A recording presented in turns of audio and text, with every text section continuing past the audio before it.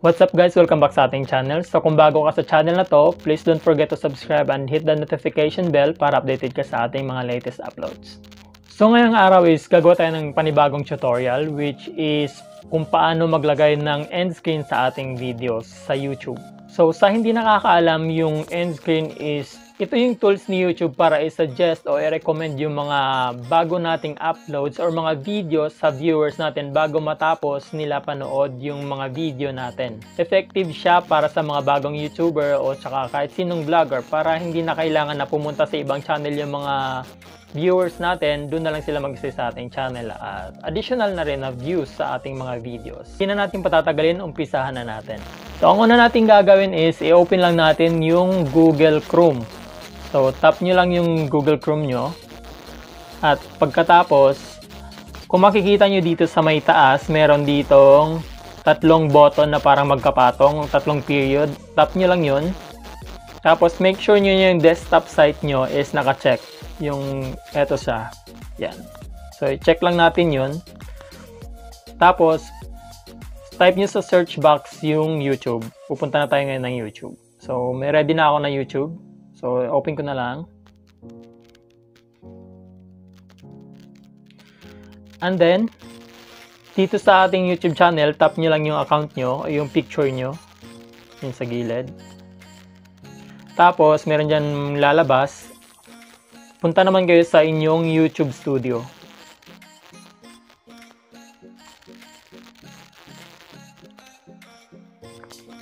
Pag nasa YouTube Studio na kayo, tap nyo yung videos nyo sa pangalawa. And then, pili kayo ng video na gusto nyo lagyan ng end screen. So, sa akin, almost lahat meron na siyang end screen. Pero, ginawa ko, dinilit ko muna dito sa my latest uploads ko para ipakita nga yung tutorial natin. So, tap ko kunwari ito. And then, mag-proceed siya sa next na screen or window. Tap nyo lang yung editor. Next siya dun sa may analytic. So, eto siya. Yun.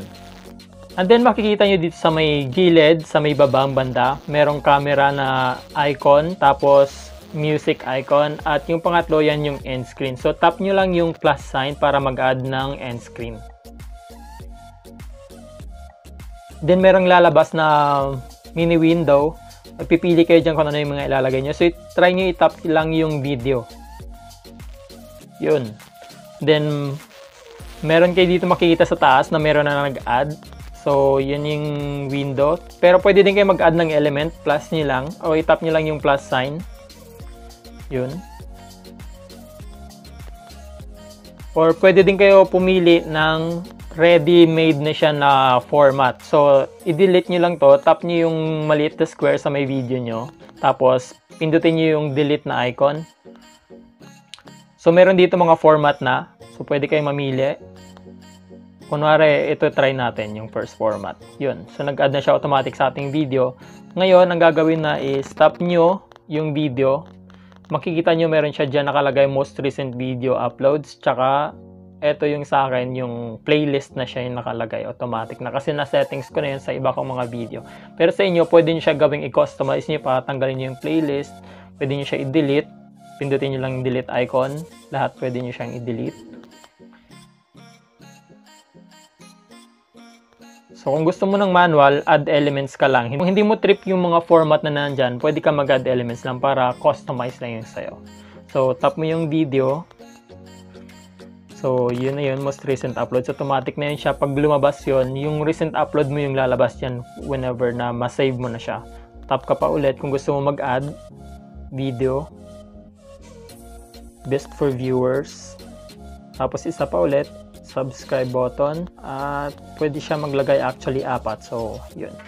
Yung pang-apat, bibigyan ka na ni YouTube ng video kung alin yung exact na ilalagay mo. So, kunwari ilalagay ko is yung eto. Yun. So, lumabas na siya doon. At tapos, isang suggestion lang, yung sa may regarding dito, dalawa yung videos pa na automatic na si YouTube yung mag-fill up nun. O yung mag-fill. Pero dito sa isa, most recent video uploads, automatic na yun kung anong uploads mo na pinaka-latest, yun yung maglalagay doon. Pero dito sa my best for viewers, hindi ko siya actually nire-recommend kasi ang nilalagay dyan minsan ni YouTube is hindi mo video. Bali, video siya ng mga ibang channel. So, mas mabuti, tanggalin ko na lang siya. At 2 video na lang yung sa may end screen ko na nakasave. So, pwede mo rin siya i-move. Basta safe siya or pwede mo siyang i-save as long na yung video is nandyan lang sa loob ng square na may margin. So, hindi mo siya pwede ilabas. Once nakalabas yun or nakalagpas dun sa line na pre-provide ni YouTube, hindi mo siya masisave. So, pwede mo lang siyang i-move o ilipat sa kung saan lang yung margin na highlighted. Yun. Ito namang subscription button is isa siyang tools na para automatic na parang shortcut siya kung saan makakapag-subscribe yung mga viewers sa channel mo. So once tinap nila yung subscription button, pwede na sila directly mag-subscribe sa channel mo gamit yung button na yun at hindi na nila kailangan pumunta ng channel page mo mismo.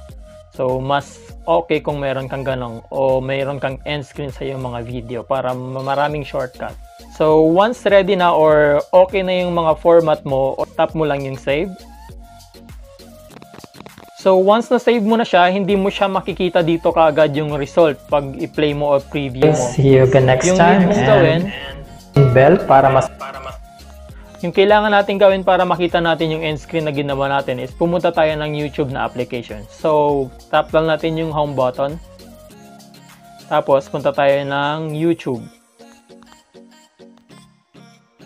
Tapos punta ka ng channel mo, tap mo yung your channel.